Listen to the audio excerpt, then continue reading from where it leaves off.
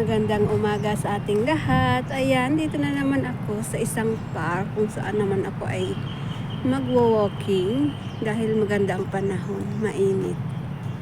So, ayan. Makikita nyo naman si Haring Araw na napakasikat. Pero malamig pa rin. Busy nga ang area na ito dahil malapit sa Malacanang.